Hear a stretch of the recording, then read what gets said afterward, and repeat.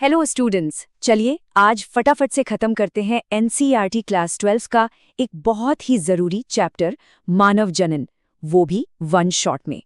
अगर बोर्ड्स या नीट की तैयारी चल रही है तो ये सेशन आपके लिए बहुत ही ज्यादा क्रिटिकल है। तो चलिए शुरू करते हैं।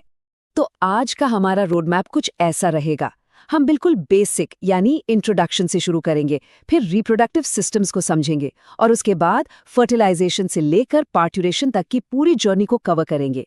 और हाँ, आखिर में कुछ इंपॉर्टेंट एमसीक्यूज और डायग्राम लेबलिंग भी करेंगे ताकि तैयारी एकदम पक्की हो जाए।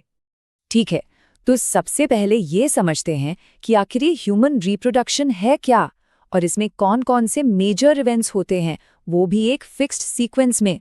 जैसा कि अपनी एनसीईआरटी में दिया गया है, ये पूरी प्रक्रिया इसी सीक्वेंस को फॉलो करती है और इस फ्लो को समझना बहुत जरूरी है। देखिए, गैमीटोजेनेसिस यानी गैमीट्स के बनने से शुरू होती है और पार्चुरेशन यानी बच्चे के जन्म पर खत्म होती है। हर स्टेप एक दूसरे से जुड़ा हुआ है। अब बात करते हैं इस सिस्टम के हार्डवेयर की, यानी रिप्रोडक्टिव सिस्टम्स की। ये वो ऑर्गन्स हैं जो इस पूरी प्रोसेस को मुमकिन बनाते हैं। हम मेल और फीमेल दोनों के रिप्रोडक्टिव सिस्टम और उनके काम को डिटेल में समझेंगे।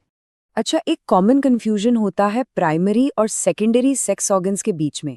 तो इसे ऐसे समझिए, प्राइमरी ऑर्गन्स जैसे पुरुषों में टेस्टीज और महिलाओं में ओवरीज, ये गैमीट्स बनाने वाली मेन फैक्ट्री हैं।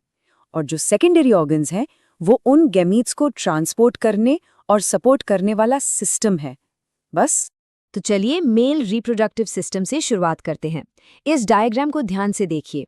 इस सिस्टम के हर एक पार्ट का अपना एक स्पेसिफिक बहुत ही इंपॉर्टेंट फंक्शन है, जिसे हम अगली स्लाइड में देखने वाले हैं। एग्जाम्स के लिए ये मैचिंग एसोसिएशन बहुत जरूरी है कि हर स्ट्रक्चर को उसके फंक्शन से जोड़कर याद रखा जाए।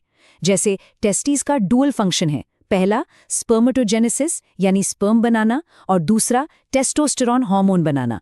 इसी तरह बाकी पार्ट्स के फंक्शंस भी याद रखने हैं। अब देखते हैं फीमेल रिप्रोडक्टिव सिस्टम को। इसमें हमारा मेन फोकस रहेगा ओवरीज, फलोपियन ट्यूब्स और यूट्रस जैसे मेन ऑर्गन्स पर, और ये कैसे एक दूसरे के साथ मिलकर काम करते हैं इस पर। अच्छा, इसमें एक पॉइंट है जो बिल्कुल नहीं भूलना है, और वो ये कि फर्टिलाइजेशन यानी निषेचन कहाँ होता है। हमेशा याद रखिए, ये फैलोपियन ट्यूब में होता है। ये सवाल मैं बता रहा हूँ, नीट और बोर्ड्स दोनों का फेवरेट क्वेश्चन है। इस सेक्शन में हम दो बहुत ही डायनामिक प्रोसेसेस को समझेंगे। पहला, गैमेटोजेनेसिस यानी स्पर्म और ओवम बनते कैसे हैं, और दूसरा मेंस्ट्रुअल साइकिल यानी फीमेल बॉडी हर महीने एक पोटेंशियल प्रेगनेंसी के लिए खुद को कैसे तैयार करती है। यहाँ पर हर स्टेज में प्लॉइडी लेवल यानी क्रोमोसोम्स के सेट पर खास ध्यान देना है। ये कम्पिटिटिव एग्जाम्स के लिए एक हाई यील्ड टॉपिक है। स्पर्मेटोगोनिया जो डिप्लॉइड 2n होता है से लेकर स्पर्मेटोजोआ जो हैप्लॉइड n होता है, ये पूरा सफर क्लियर होना चाहिए। अब यहाँ एक की डिफरेंस पर गौर कीजिए। oogenesis फीटल लाइफ में ही शुरू हो जाता है और इसमें अनइक्वल साइटोप्लाज्म होता है, मतलब साइटोप्लाज्म बराबर नहीं बंटता।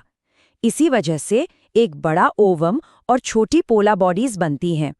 ये टाइमलाइन सच कहूं तो इस चैप्टर का दिल है। आपको ये समझना है कि कौन सा हार्मोन कब पीक पर होता है और उसका यूटेरस और ओवरी पर क्या असर होता है। खासकर 14th डे पर होने वाला LH सर्ज जो ओव्यूलेशन कराता है, इसे तो कभी मत भूलिएगा। और ये ग्राफ हार्मोनल कंट्रोल को एकदम क्रिस्टल क्लियर कर देता है। देखिए, 14th डे के आसपास LH का लेवल कितनी तेजी से ऊपर जाता है। यही सडन पीक ओव्यूलेशन का डायरेक्ट ट्रिगर है। इस ग्राफ को समझना बहुत जरूरी है। तो अब हम ओव्यूलेशन के बाद की कहानी देखेंगे। ये कहानी शुरू होती है गैमीट्स के फ्यूजन से यानी फर्टिलाइजेशन से, और खत्म होती है बच्चे के जन्म यानी पार्चुरेशन पर। यहाँ दो बातें हैं जो दिमाग में बैठा लेनी है। पहली, फर्टिलाइजेशन फलोपियन ट्यूब के एम्पुला रीजन में होता है, और दूसरी इम्प्लांटेशन यानी भ्रूण का गर्भाशय से जुड़ना फर्टिलाइजेशन के लगभग 6 से 7 दिन बाद होता है। इस टर्म को और इसकी सेल काउंट को याद रखिएगा। ये एनसीईआरटी की क्लासिक डिटेल है। 8 से 16 ब्लास्टोमियाज वाली जो सॉलिड बॉल जैसी स्टेज होती है, उसे ही मॉर्यूला कहते हैं। अच्छा, ब्लास्टोसिस्ट में ट्रोफोब्लास्ट जो आउटर लेयर है और इनर सेल मास के बीच का डिफरेंस समझना वाइटल है। ट्रोफोब्लास्ट ही इम्प्लांटेशन और प्लासेंटा फॉर्मेशन के लिए जिम्मेदार है। ये स्लाइड 9 महीने की पूरी डेवलपमेंट को समराइज करती है। यहाँ 2 हार्मोन्स पर फोकस करना है।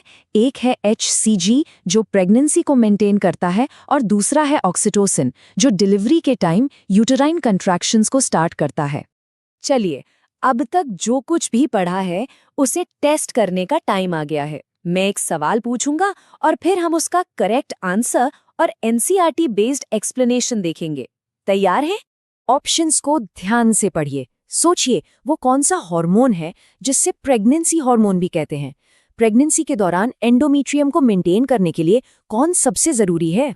बिल्कुल सही। The correct answer is progesterone. यही वो हार्मोन है जो एंडोमेट्रियम की लाइनिंग को टूटने से बचाता है ताकि डेवलपिंग फीटस को एक स्टेबल एनवायरनमेंट मिल सके।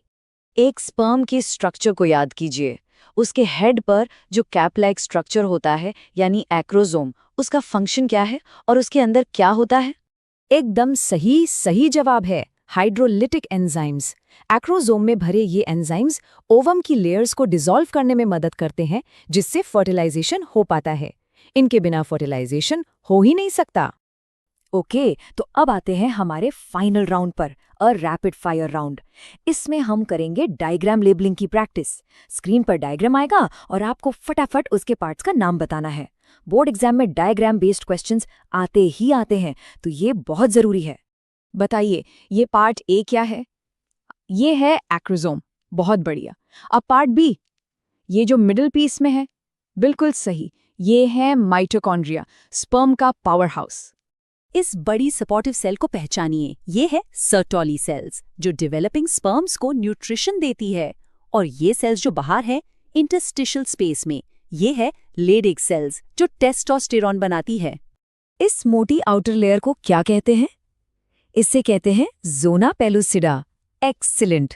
और इसके बाहर की ये सेल्स, ये हैं कोरोना रेडियाटा। बहुत अच्छे। तो स्टूडेंट्स, इसी के साथ हमारा ये 1 शॉट रिवीजन खत्म होता है। हमेशा याद रखिए, ये प्रोसेस सिर्फ बायोलॉजी नहीं है, ये लाइफ की बिगिनिंग की एक इनक्रेडिबल स्टोरी है। बस रिवीजन करते रहिए और